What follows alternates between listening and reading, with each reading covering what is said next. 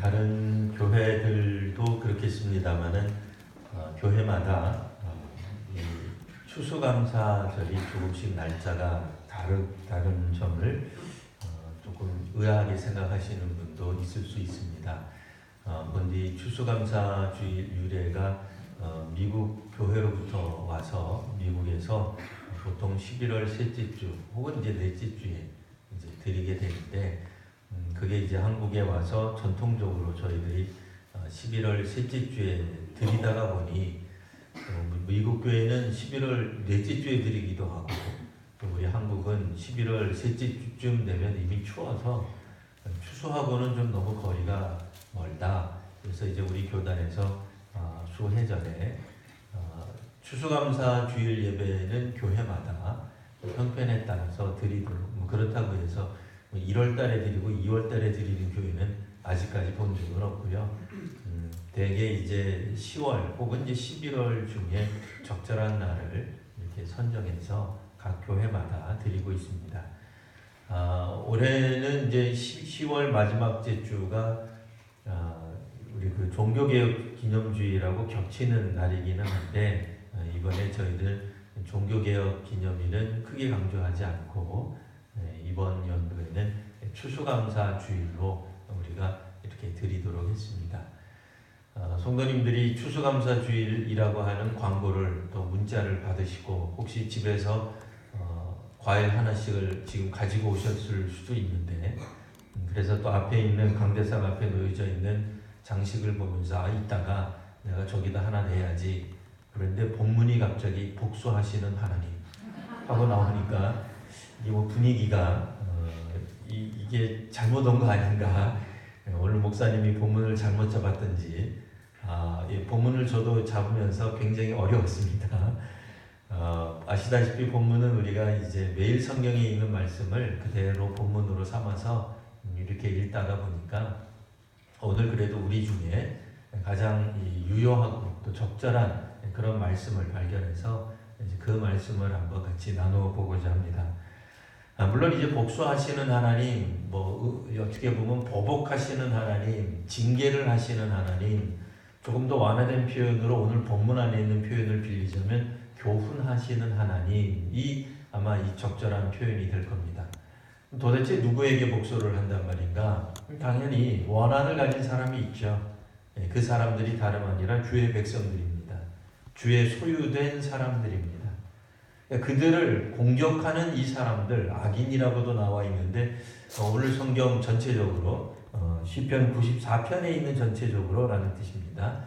시편 94편에 있는 내용을 전체적으로 살펴보면 그들은 특별히 고아도 그리고 나그네도 또 과부도 핍박하는 사람으로 나와 있습니다.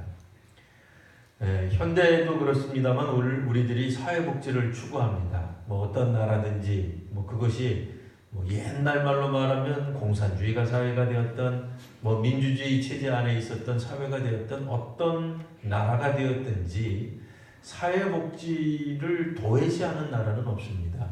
아직까지 나라의 어떤 살림이 그게 잘 되지 않아서 못하는 거지 형편이 된다고 한다면 사회복지를 하지 않을 그런 공동체가 어디 있겠습니까? 구약성경 구약시대 때 구약의 이스라엘 백성들도 오늘날 우리들이 추구하는 것과 유사한 개념의 이 사회 공동체, 사회 복지 개념이 있었습니다. 그 중에 하나를 우리가 살펴보면 나그네는 외부 사람이에요. 고대인들에게 있어서 현대인들도 그렇습니다만 외부인이 갑자기 나타나면 경계합니다. 이게 두려운 거예요. 불안한 겁니다. 혹시 저게 적은 아닐까? 혹은 간첩은 아닐까? 오만 가지 생각이 들기 마련입니다. 그러다 보니 외지 사람들에 대해서 사람들이 그다지 인권이나 이런 거 별로 관심 갖지 않습니다. 적절한 예는 아니나 우리도 장사를 할 때 처음 보는 사람, 뜨내기 손님, 한 번 보고 말 사람 이런 사람들에게는 바가지 씌우기 일수입니다. 특히 여전히 이제 좋은 예는 아닙니다만 외국에서 관광 온 사람들을 이렇게 상대하는 일들을 보다 보면 간혹 그들에게 우리 국내 같은 사람들 같으면 도저히 할 수 없는 폭리를 취하는 경우도 보게 되죠. 왜 그러겠어요? 나그네이기 때문에 그래요. 나그네이기 때문에 길 가다가 혹시 때리거나 상해를 입히거나 뭐 해코지를 해도 설마 그가 낯선 곳에서 말도 안 통하는 이곳에서 제대로 고발이나 무슨 신고라도 할 수 있을까? 오만 가지 생각 때문에 나그네를 쉽게 업신여기는 게 종종 있습니다. 현대에 있어서도 우리들이 인권을 가장 많이 잘 주장하는 나라들, 주로 유럽이죠. 주로 미국이나 이런 나라들입니다. 북미에 있는 나라들이나 유럽이 인권을 많이 이야기하고 강조하는 데는 그만한 이유가 있죠. 한마디로 단적으로 말하기는 어려우나 간단히 요약하면 그네 나라가 인권이 많이 무시되었던 경험이 있었던 나라들이에요. 이를테면은 노예 문제를 가지고 세계를 호령했다든지, 그러니까 비인도적이고 비인권적인 문제를 많이 했기 때문에 인권에 대한 이야기가 나오는 거예요. 인종차별에 관한 이야기도 우리나라는 사실 인종차별 좀 멀다고 생각했어요. 그거는 우리가 인종차별을 할 줄 몰라서가 아니라 우리나라에 외국인이 별로 없었기 때문에 그래요. 근데 다른 나라들은 외국인이 많다가 보니 인종차별 너무 심하게 합니다.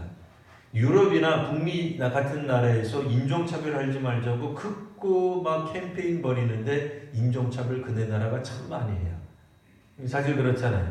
우리도 접시 닦기라도 하러 일본이나 미국에 가지 또 어떤 나라를 이야기하면 또 그 나라 대사관에서 찾아올지 몰라서 말하기 어렵습니다만 무슨 우리들이 흔히 말하는 제3세계 어디 듣도 보도 못한 나라 그 나라한테 미안하지만 이름 석자를 얘기 넉자를 얘기 5자를 얘기 그런 나라가 있었나 하는 나라들로 우리가 가서 접시 닦기 하러 안 가잖아요. 우리보다 경제가 못한 나라는 잘 안 가잖아요. 그러니까 거기서는 인권 문제가 별로 안 생겨요. 또 외국인들이 그네 나라 말 해주면 너무너무 고마워해요. 저런 나라 사람들이 대한민국 사람들이 와서 우리말을 해주네 기뻐해요. 근데 우리말 하더라도 슬슬 안 그래요. 조금 색깔이 우리보다 좀 시커머신 분들이 좀 이야기하고 그러면 업신여기는 게 있어요. 나그네에 대해서 우리가 알게 모르게 이렇게 좀 비인간적이고 비인도적으로 하는 게 있습니다. 근데 이 구약에 놀랍게도 나그네에 관한 이야기가 있어요. 이게 벌써 수천 년 전 얘기거든요.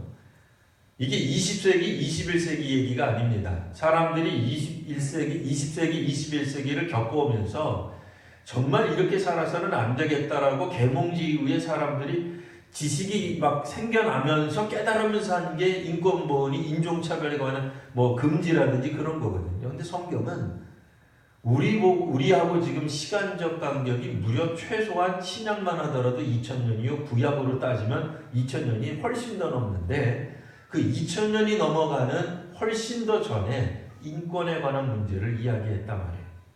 근데 이 가난한 사람들 혹시 이 과부 혹은 고아와 같은 사람들에 대해서 구약 성경에 있는 사람들은 인권 보호를 해야 된다고 잘 설명을 했습니다. 근데 이거를 상당한 어떤 기간 동안 실제로 이 일들을 해낸 것 같아요. 살만한 공동체예요. 근데 누군지 모르지만 이 사람들이 갑자기 살만한 공동체가 안 되게 만든 거예요. 저를 쳐다보시면 됩니다. 다 이게 주의 뜻이려니 생각하고 저를 쳐다보시면 됩니다. 주님의 뜻이니까 너무 이렇게 우리 교회는 특별해서 예배를 드리다가도 가끔 이렇게 이상한 소리가 들리면 저희를 집중하시면 돼요. 이 가난한 자들 혹은 고아와 과부들 이런 사람들에 대해 지극히 잘 돌봐주었던 이스라엘에 갑자기 풍파가 일어난 거예요. 어려운 일이 생긴 거예요. 이 주의 백성들을 갑자기 공격하는 공동체가 생겼단 말입니다. 이 두 가지로 생각해 볼 수 있어요. 첫 번째는 이방인일 것이다. 외국인일 것이다. 두 번째는 이방인이나 외국인이 아니라 내국인이다 이거예요. 내국인이면 누구예요? 같은 동족 이스라엘 사람들이. 외국인이다라고 이야기할 때는 더 이야기할 것도 없어요. 그들은 하나님을 모르는 아예 알지도 못하는 사람들이니까 그러려니 하면 되지만 내국인일 때는 이게 문제가 달라지는 거죠. 자기네들도 어려울 때 도움받았던 사람들이에요. 자기네들이 출애굽을 경험했던 사람들이에요. 자기네들이 하나님이 주시는 가나안 땅에 들어갔던 경험을 했던 사람들인데 이 사람이 세월이 지나고 살만해지면 잊어먹어요. 해서는 안 되는 행위를 까먹어버려요. 그래서 외국 사람일 수도 있겠으나 본문을 통해서 살펴보면 도무지 하나님 모르는 사람이라고는 보기 어려워요. 그러니 그 공격이 더 어려운 거예요. 계속 말씀드리지만 우리가 공격받았을 때에 외부로부터 공격받으면 순교한다고 생각한다니까요. 아, 나도 하나님의 백성이구나. 예수 그리스도의 이름 때문에 고난당하는 위치가 되었구나 라고 뿌듯할 수 있어요. 근데 우리 주변에 있는 사람들, 같이 예배를 드리는 사람들, 뭐 같은 친구들, 가족들로부터 배신을 당하거나 공격을 당하면 이거 참 어려운 거죠. 같은 교회 교인들로부터 상처를 받는다. 뭐 전임 회장한테 상처를 받았다. 이게 참 곤란한 거죠.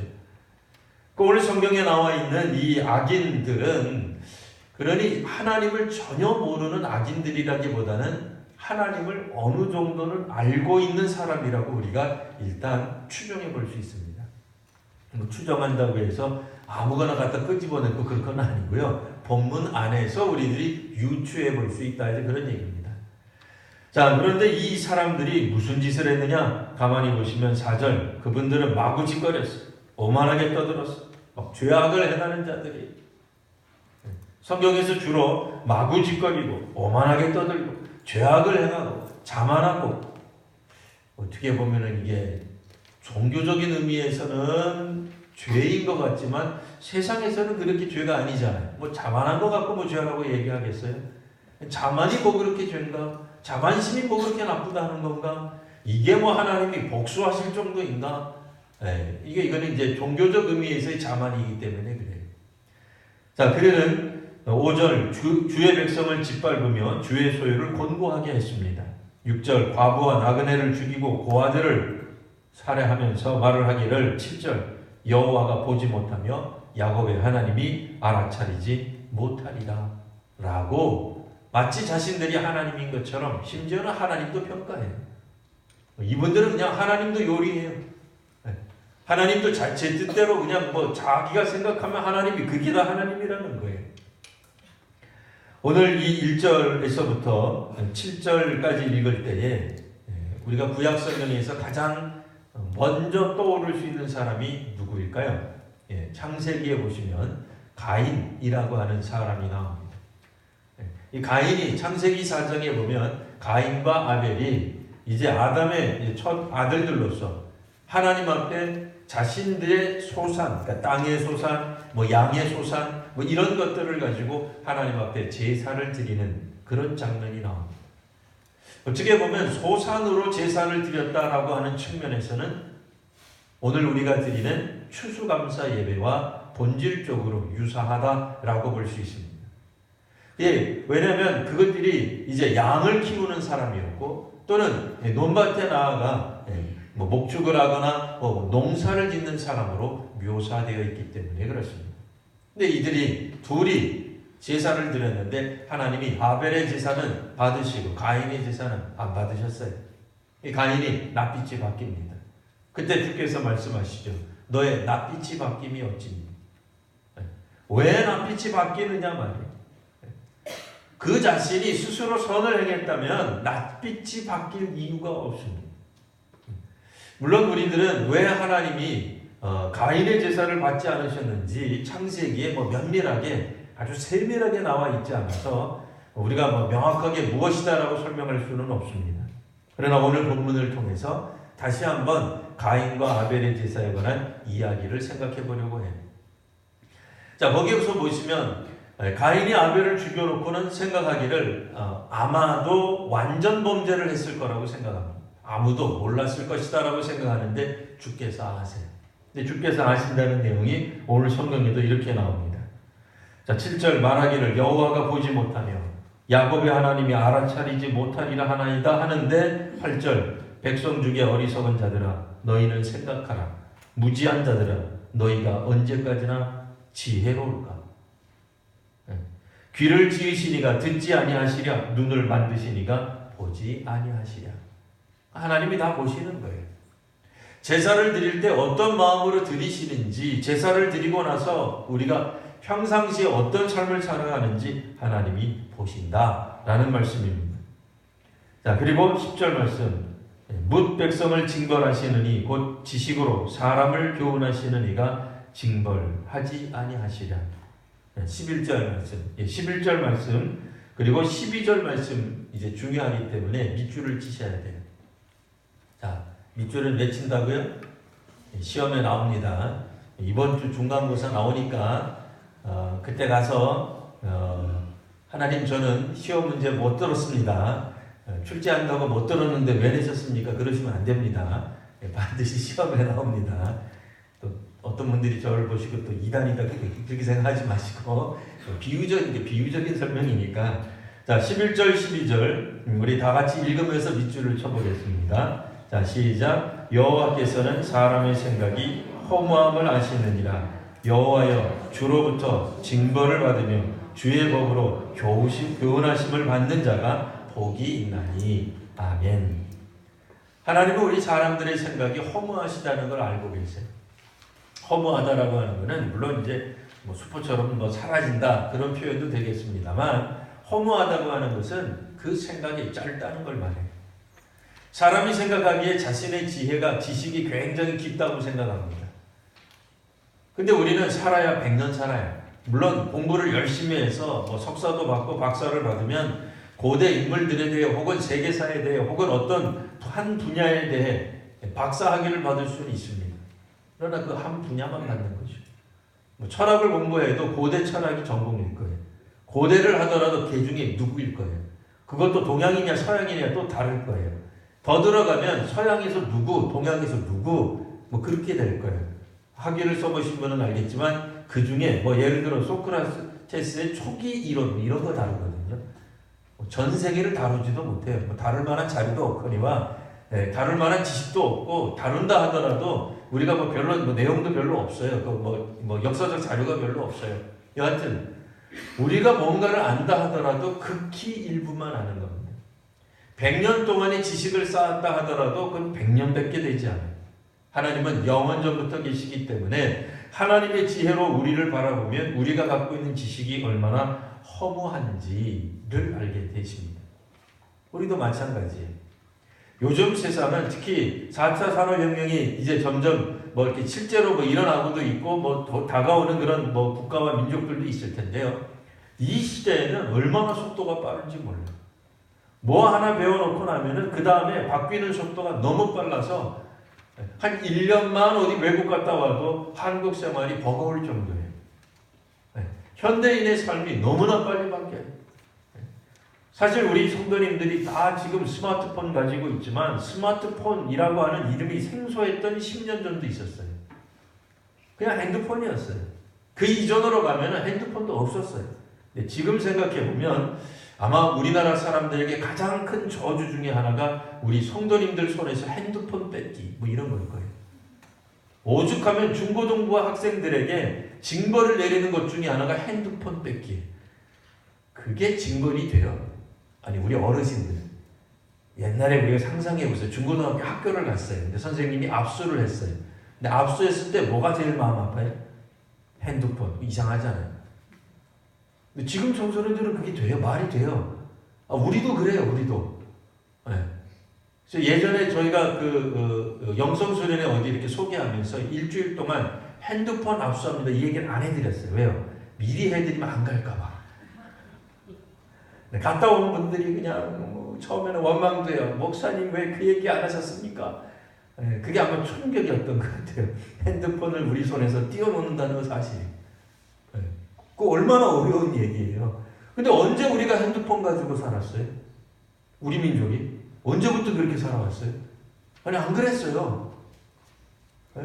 우리 20년 전만 해도 우리 손에 핸드폰 당연히 없었어요. 그런 거 가진 사람들 보면 놀랄 정도였어요. 마을에 한 명 있을까 말까 그랬어요. 지금은 애들도 다 있어요. 시대가 얼마나 빨리 바뀌는지 이게 우리는 지금 굉장히 지혜롭다고 생각하지만 지금 우리도 10년 후가 되면 어쩌면 구시대의 인물이 되어 있을지 몰라요. 너무 빨리 바뀌는 거예요. 사람의 지혜라고 하는 게 얼마나 허망하고 허무한 것인지. 주께서는 사람들이 가지고 있는 생각이 얼마나 허무한지 아시는 거예요. 죄를 범해놓고도 나는 하나님이 안 봤을 것이다 라고 굳게 믿습니다 라고 말하는 사람들 보니 얼마나 허망한지 아시는 거예요. 그래서 주께서 무엇을 택하시는가? 오늘 12절에 밑줄 치신 것처럼 징벌과 교훈을 행하신다는 거예요. 하나님은 범죄한 사람들에게 징벌과 교훈, 여기서 말하는 교훈은 징벌적, 혹은 어떤 깨닫게 하시는 따끔한 충고와 같은 그런 교훈이에요. 그냥 뭐 옛적에 하는 그런 어떤 우화와 같은 교훈이 아니라 사람들을 좀 아프게 하고 찌르고 고통스럽게 하는 교훈이라는 말씀입니다. 이런 교훈들이 누가 필요하다는 거예요? 범죄한 사람들에게. 근데 오늘 성경에 참 특이한 표현이 있어요. 어떤 표현이 있어요? 자, 징벌을 받는 사람이 복이 있다. 교훈을 받는 사람이 복이 있다. 제가 지난 금요일에도 이 비슷한 설교를 했는데요.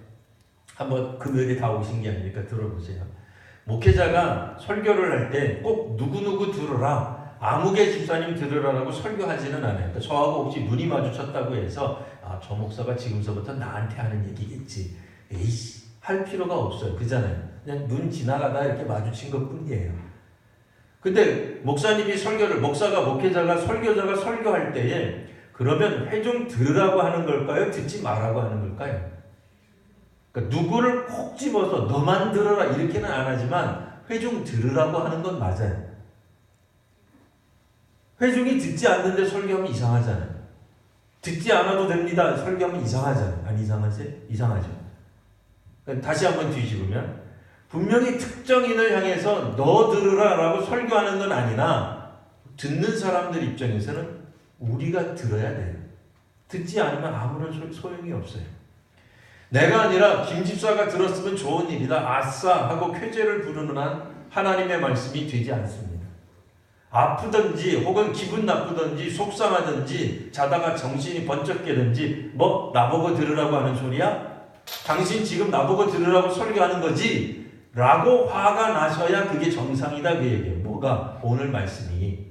지금 방금 읽은 12절 말씀은 주께서 여러분들에게 징계하시는데 징계를 받는 자가 복이 있다 라는 말의 뜻이 뭐냐면 하나님이 하시는 징계의 말씀을 깨닫고 받아들이는 사람에게는 복이 된다라는 뜻이에요. 왜 사람들이 그러면 이와 같은 말을 들어야 됩니까? 이 터무니없는 주장 아닙니까? 라고 말할지 몰라요. 나는 죄인이 아니다. 아니, 사람들의 생각은 허무하다니까요. 죄 짓지 않는 사람이 어디 있어요?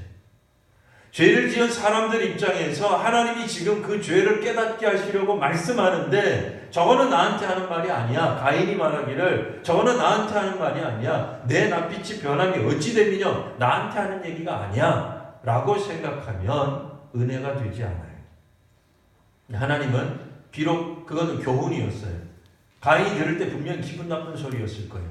하나님이 모르는 척 죄인지 야, 네 얼굴 낯빛이 바뀌었는데 너 어디 아프니? 라고 걱정하는 투로 말하지는 않았을 것이다 그 얘기예요.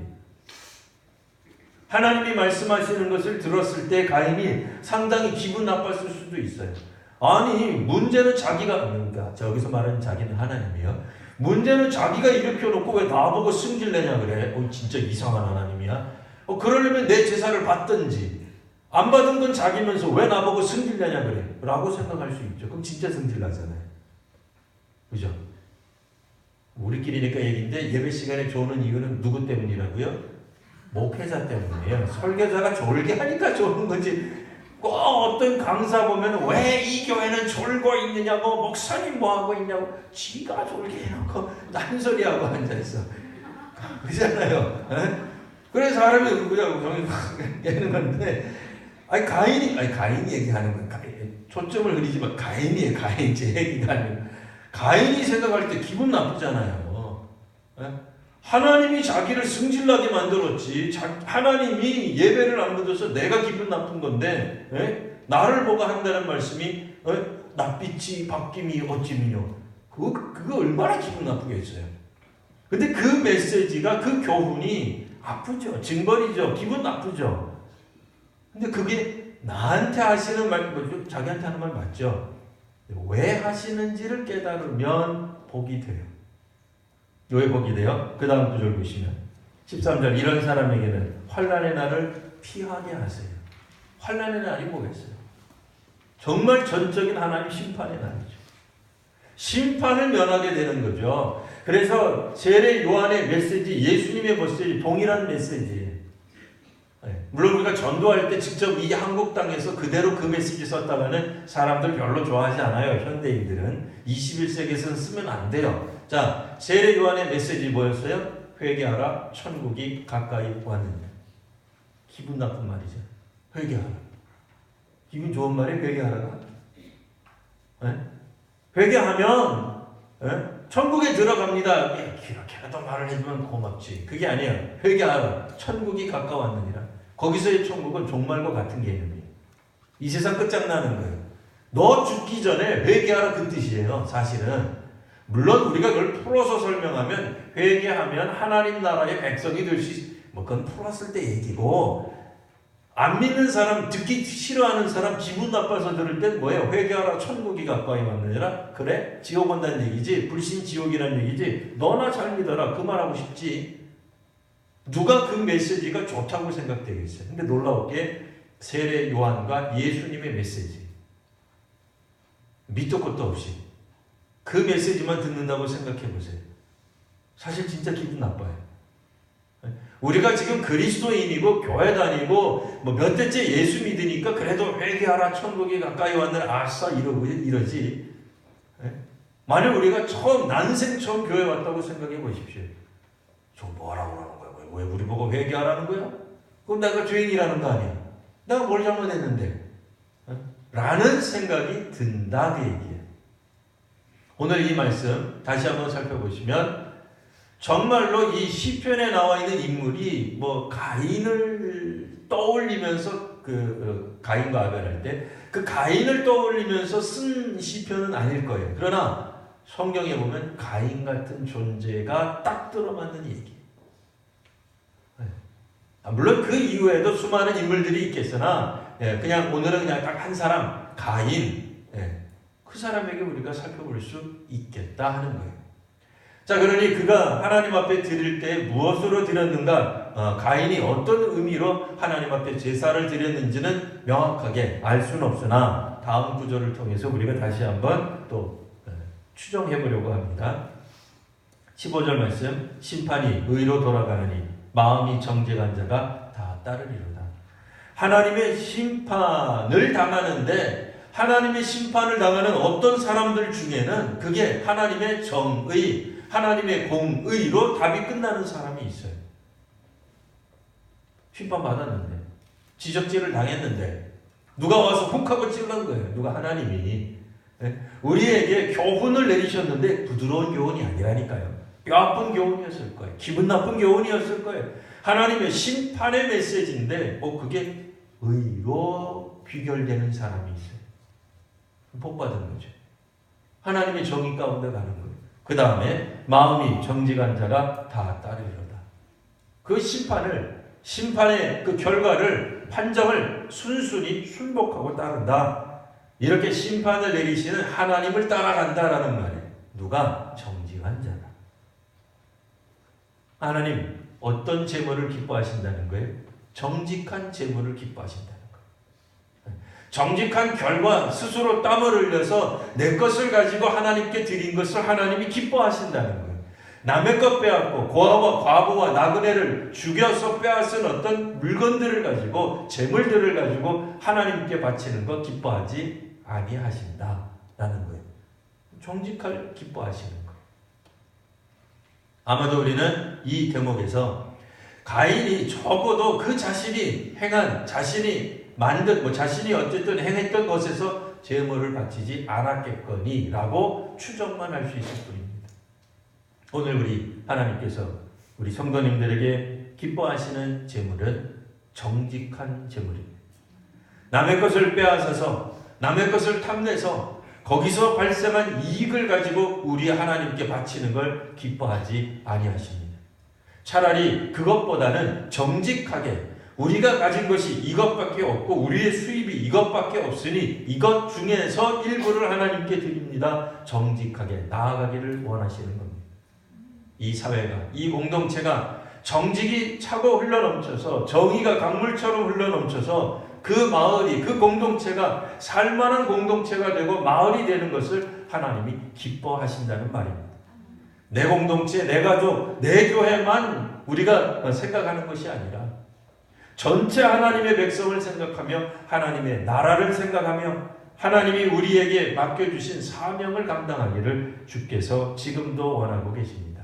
오늘 주께 드리는 거룩한 제물, 추수의 감사는 오늘 우리가 1년 동안 어떻게 하나님 앞에서 정직하게 살아왔는가 하는 정직을 또한 제물로 드리기를 바랍니다. 기도하겠습니다. 거룩하신 주님, 이 시간 믿음으로 살아가는 성도들에게 주께서 말씀을 더하여 주시고 깨닫게 하여 주시니 감사합니다.